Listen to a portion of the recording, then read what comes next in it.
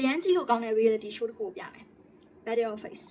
ဒီ reality show ကအရန်ကိုခစ်စားပြီးတော့တော်တော်များလဲကြည့်ပြီးလောက်ပြီပေါ့နော်အပိုင်း၄ပိုင်းပဲထွက်သေးတယ်အဲ့တော့ဒီမှာဘယ်သူတွေပါဝင်နေဘယ်လိုအကြောင်းအရာတွေဆိုတာကိုတော့တော်တော်များကသတိသွားလောက်ကြပါပြီအဲ့တော့ညိုဒီနေ့ပြပြချင်တာကတော့အဲ့ဒီထဲမှာပါတဲ့နတ်ဝင်သေးတွေအကြောင်းကိုနည်းနည်းလေးရှင်းပြချင်တာပေါ့နော်ဒီထဲမှာပါတဲ့နတ်ဝင်သေးတွေကလေသူတို့ကတော့အဲ့ဒီနတ်ဝင်သေးတွေကိုဘယ်လိုခေါ်လဲဆိုတော့ရိုးရာအဆောင်ရှောင်းနှက်လို့ခေါ်တာပေါ့နော်တကယ်ကကြတော့ဒီနိုင်ငံကမြန်မာနိုင်ငံရဲ့နတ်ဝင်သေးတွေထက်သူတို့ကပို့ပြီးတော့အဆင့်နေတယ်သူတို့စီမှာရှိနေတဲ့နတ်တွေကလေသူတို့ရဲ့ ancestor တွေလည်းဖြစ်နိုင်တယ်လို့ဒီတိုင်းပဲဝိညာဉ်တွေလည်းဖြစ်နိုင်တယ်ပေါ့နော်ခလေးဝိညာဉ်တို့ဘာလို့သူတို့ပြောကြရတယ်နော်အဖွားကြီးတို့တချို့တွေကြတော့လေတလားဆုံးကဝေတို့ဇောကနီဇောကနတ်တို့အကြောင်းမှာပေါ့နော်အဲ့လိုအဆင့်မျိုးပေါ့အောက်အဆင့်ပေါ့နော်အောက်အဆင့်မှာရှိတဲ့သူတွေဝင်ပူးကပ်ပြီးတော့ပြောနေတဲ့ဟာမျိုးတွေလည်းရှိပါတယ်ဒီ show ရဲ့ရည်ရွယ်ချက်ကလေအဲ့ဒီ show ကိုကြည့်ပြီးရတဲ့သူတွေလည်းတွေ့မှာပေါ့နော်လူရန်စားတွေကိုမျိုးစုံအရန်ဈေးကြီးပြီးတော့ဒီအခုသူတို့ပေးတဲ့စုချင်းငွေထက်တောင်မှရှာနိုင်တဲ့သူတွေအများကြီးပဲသူတို့ရဲ့ဒီ show ကိုလာကြတယ်ဆိုးတက်ကတို့အကြောင်းစင်းတွေလည်းရှိတယ်အတက်ပညာတစ်ခုကိုတည်ချာတက်မြောက်ထားပြီးတော့ဒီဘဝကိုနောက်ဆုံးမှာတော့လက်ခံလိုက်ရတဲ့ dancer တွေ model တွေသရုပ်ဆောင်တွေဒါတွေလည်းရှိတယ်နော်အဲ့တော့သူတို့ပြောပြချင်တဲ့ရည်ရွယ်ချက်တစ်ခုကကြတော့လေ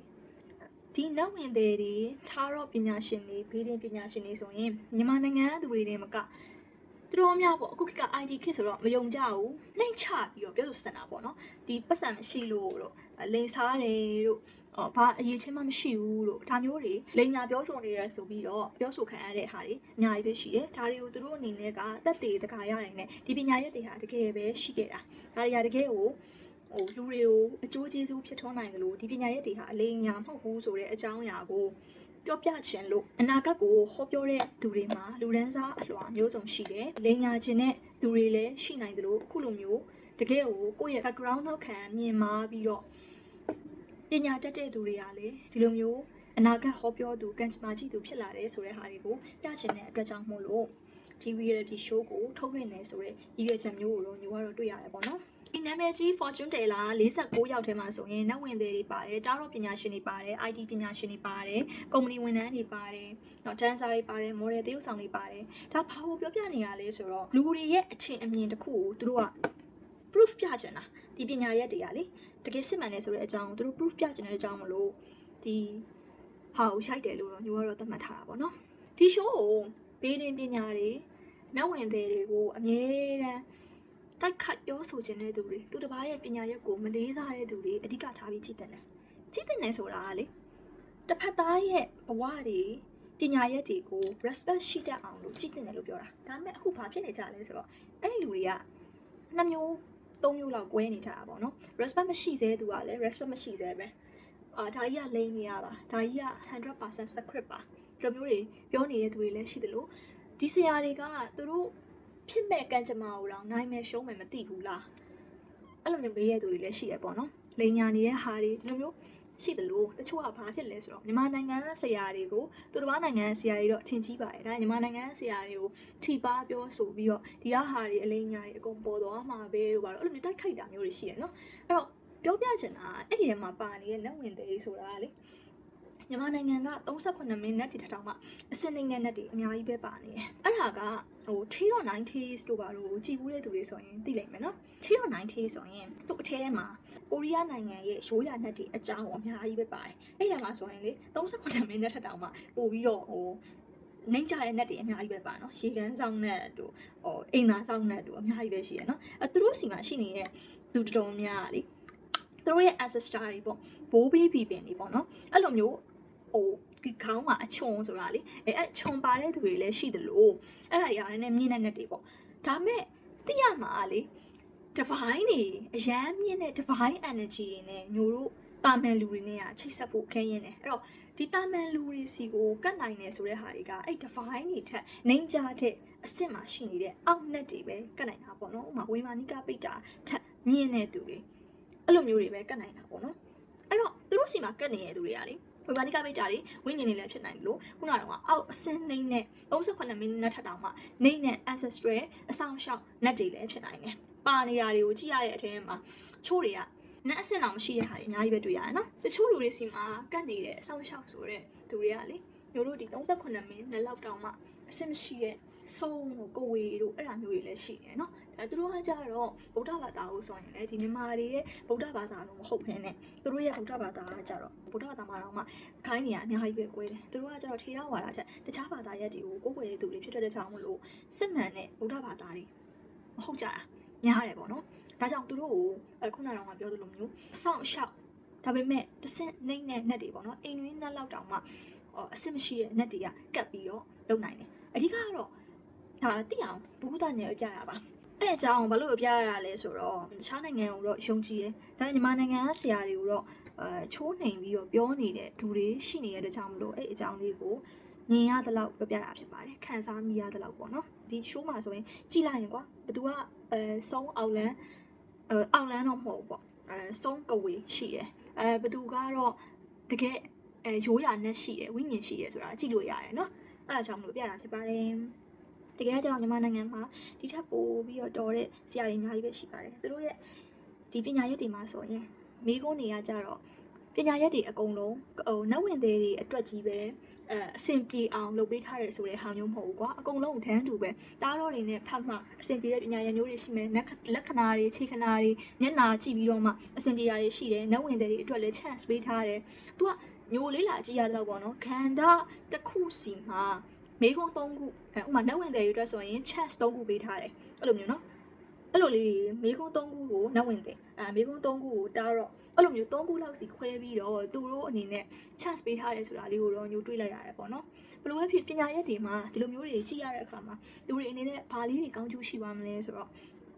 ့ပညာရှင်ဆိုတာရှေ့အနာဂတ်ကိုဟောပြောပေးတယ်ဆိုတဲ့သူတွေတိုင်းဖြေလို့မရတဲ့မိကုန်းတွေရှိရပါလားဆိုတာကိုသိပါလိမ့်မယ်မျိုးစီကိုလာတဲ့သူတွေကိုဆိုရင်ညကအစောကြီးကလေးကသူတို့ရဲ့မိကုန်းတွေကိုကြည့်လိုက်ပြီးသွားရင်ဒါကတော့အကြအမြင်ကိုမေးမှရမယ်ဒါကတော့လေချုံနဲ့ကိုမေးမှရမယ်ဒါကတော့ထားတော့နဲ့ကြည့်ပြီးလို့မရဘူးဆိုပြီးတော့ကြိုပြောတယ်အဲ့ဒီငွေအတွက်ကိုပြန်ပြီးတော့အန်းနာမျိုးတွေလုပ်ပေးလို့မရရင်လုပ်ပေးလို့မရဘူးဆိုတဲ့ဟာကိုငကိုတွေကအစောကြီးကလေးကကြိုပြီးတော့ပြောတယ်နော်လုပ်တာလေးလုပ်လို့ရတယ်ဒါပေမဲ့တိကျတိကျမှုပေါ့နော်ဝိညာဉ်နဲ့ချိတ်ဆက်ပြီးတော့ပြောရမယ့်အရာမျိုးတွေကိုထားတော့ကတ်သွားဆွဲပြီးတော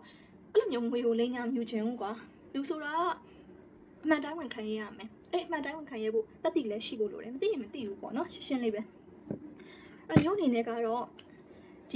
စီစဉ်ကိုကြည့်ပြီးသွားပြီဆိုရင်လူတွေတော်များကြည့်ပြီးသွားတဲ့သူတွေထဲမှာဆိုရင်ပေါ့နော်တကယ်လို့စဉ်းစားတွေးခေါ်မှုကောင်းတဲ့သူတွေဆိုရင်တော့တေချာပေါက်ဒီကိစ္စလေးတွေကိုသိသွားမယ်လို့ညွှန်မြင်ပါတယ်ဘယ်လိုမေးခွန်းမျိုးတွေဆိုရင်အနာဂတ်ဟောပြောသူကိုမေးရမယ်ဘယ်လိုမေးခွန်းမျိုးတွေဆိုရင်ထားတော့အားတာတယ်ဆိုတာကိုတေချာသိသွားမယ်လို့ညွှန်ထင်ပါတယ်ဒီနောက်ဝင်တဲ့ထဲမှာဆိုရင်မျိုးအနေနဲ့ကြည့်ရတဲ့လောက်ဆိုရင်အထက်လန်းပညာရှင်မပါဘူးမြန်မာနိုင်ငံမှာဒါလေးအဲ့လိုမျို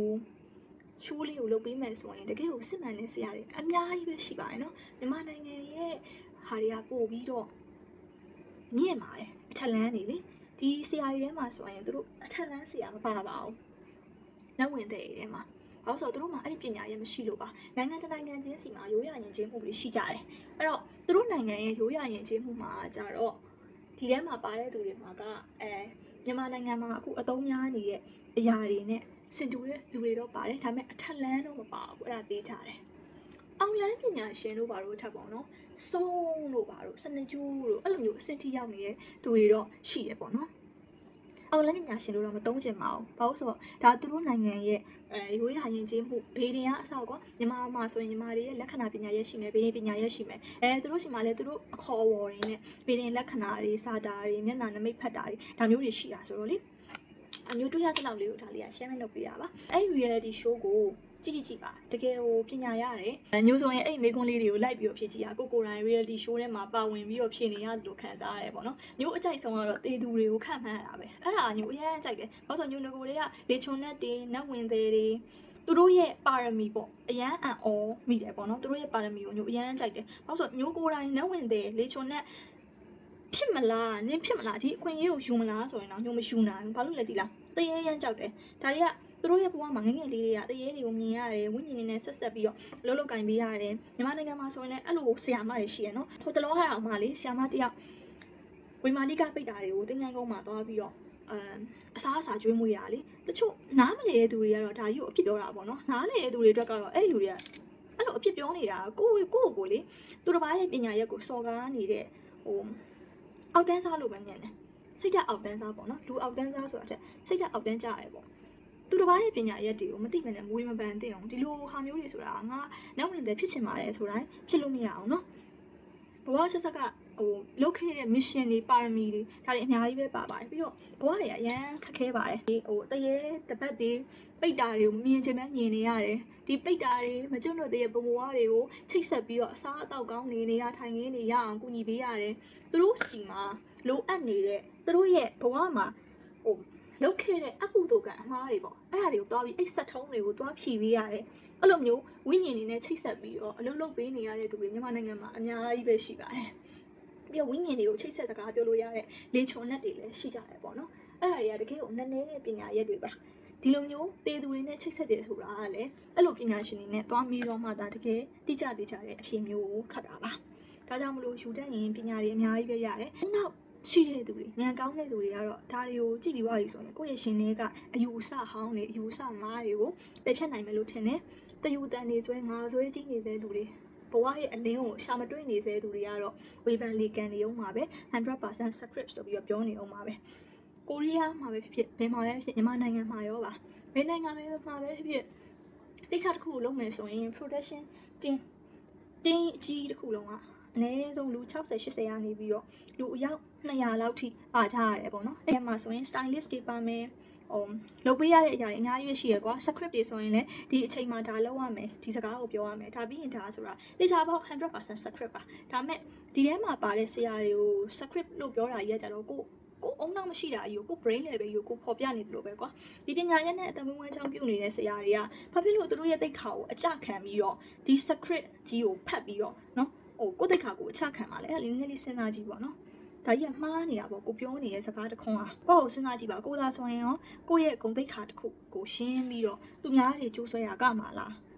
ဆိုတာပေါ့နော်ပြီးတော့ဒီဟာကိုနိုင်မရှုံးမအောင်မသိဘူးလားဆိုပြီးတော့ပြောနေတဲ့သူတွေကလည်းတော်တော်အားမှုကောင်းတယ်ဒီကိုလာပြီးတော့တိုင်နေဆိုကြတဲ့ဟိုကလေနားလေတဲ့သူတွေကတော့သိတာပေါ့နော်များသောအားဖြင့်ကံကြမ္မာနမိတ်ဖတ်တဲ့သူတွေကသူတို့ရဲ့ကံကြမ္မာကိုမသိကြတာများတယ်ညတို့ဆိုရင်လည်းဆွဲတာတော့ဆွဲလို့ရတယ်ဖတ်တာတော့ဖတ်လို့ရတယ်ဒါပေမဲ့ bias တွေပါတဲ့အတွက်ကြောင့်မို့လို့ကိုbias တွေပေါ့ဒါတွေဖြစ်တဲ့အတွက်ကြောင့်မို့လို့ခါလေးကြရင်လည်းတားတော့နဲ့ကြည့်ရင်လည်းအမှန်ဒီလုံးဝမကြတာတွေများတယ်နော်တခြားတားတော့ဆရာစီမှာသွားကြည့်ရတယ်တခြားလက္ခဏာဆရာတွေနမိတ်ဖတ်ဆရာတွေစီမှာသွားကြည့်ရတယ်မြန်မာနိုင်ငံမှာကြတော့တရားနဲ့တရားနဲ့မကြည့်ပေးရဘူးဆိုတော့စီးရင်မရှိတဲ့အကြောင်းမလို့ဒါမှမဖြစ်ဘူးသူတို့နိုင်ငံမှာတော့လက်ဝင်တွေကတရားနဲ့တရားအချင်းချင်းမကြည့်ရဘူးဆိုတဲ့ဟာမျိုးရှိတယ်လို့တော့သူတို့တော့ပြောတယ်ပေါ့နော်ဒါသူတို့ရဲ့ရိုးရာယဉ်ကျေးမှုပေါ့အဓိကတော့ရှေ့ဖြစ်နမိတ်ခေါ်တဲ့သူတွေဆိုတာဖျားမဟုတ်ပါဘူးအဲ့တော့အလုံးစုံမသိနိုင်ပါဘူးပြီးတော့လက်ဝင်တွေဆိုရင်လည်းသူတို့ချိတ်ဆက်နေရတာဝိညာဉ်တွေပါဝိညာဉ်တွေနဲ့တွေအောက်အဆင့်မှာရှိတဲ့နတ်လို့ပဲပြောရမှာပေါ့နော်တကယ်တော့ဘိုးဘေးတွေ ancestor တွေပေါ့ပြီးရင်ဝိညာဉ်လေးအောက်ဆုံးအဆင့်မှာရှိနေတဲ့ဟာမျိုးတွေလည်းဖြစ်နိုင်တယ်သူတို့ဘေးနားမှာရှိနေရတယ်အဲ့ဒါတွေကလည်းဖျားမဟုတ်လေနော်အလုံးစုံမသိနိုင်ဘူးသူတို့ဘာရဲ့အကြောင်းကိုသိရဆိုပေမဲ့ကိုယ့်အကြောင်းသူတို့လည်းသိချင်မှသိမယ်သိရင်လည်းပြောချင်မှပြောမယ်ဝိညာဉ်စာအုပ်တွေပါတယ်တကယ်ဖြစ်ရမှန်တွေကိုဖတ်ဖို့တယ်ဆိုရင်သူတို့ရဲ့စိတ်ဆန္ဒတွေသူတို့စိတ်ဘယ်လိုလုပ်တယ်ဆိုတာကိုသိသွားလိမ့်မယ်နော်အဲ့ဒါတွေကျစာရင်းအများကြီးဖတ်ဖို့လိုတယ်နောက်ထပ်သိချင်တယ်ဒီနောက်ဝင်တွေအကြောင်းသိချင်တယ်ဘုံဘွားတွေအကြောင်းသိချင်တယ်ဆိုရင်အခုလေးပြခွဲချိန်ဆိုပြီးတော့ယုံတင်ထားတဲ့ဂျူလီယာမြင့်သိန်းရဲ့ဖြစ်ရန်ကြံသောစထုံးများဆိုတဲ့ဆီမဂျူလီယာမြင့်သိန်းရဲ့ဟောင်းဖတ်ကြည့်ပါနော်ဖတ်ဖို့အချိန်မကျဘူးဆိုရင်လည်း podcast တွေပါတယ်နားထောင်လို့ရပါတယ်ဒါဆိုရင်ဘုံဘွားတွေအကြောင်းဒီလိုမျိုးနောက်ဝင်တွေအကြောင်းဘုံဘွားတွေကိုချိတ်ဆက်ပြီးတော့လှုပ်ပေးရတဲ့ဆရာသမားတွေအကြောင်းကိုပို့ပြီးတော့နားလည်လာပါလိမ့်မယ်ပညာရက်တွေကိုပို့တန်မိုးထားပြီးတော့လေးစားထလာပါလိမ့်မယ်ဒီကတော့သူတစ်ပါးကိုမြောက်ပင်ပြောချင်နေဆိုရင်တခြားသူကိုနှိမ့်ချပြီးတော့ရိုက်ခတ်ပြီးတော့မပြောဆိုပါနဲ့နော်လူတိုင်းမှာပညာရက်တွေသူတန်မိုးထားတဲ့အရာတွေဒါတွေအများကြီးပဲရှိပါတယ်ဒါလေးကိုညိုက sharing လုပ်ပေးတာပါအားလုံးပဲ good night ပါ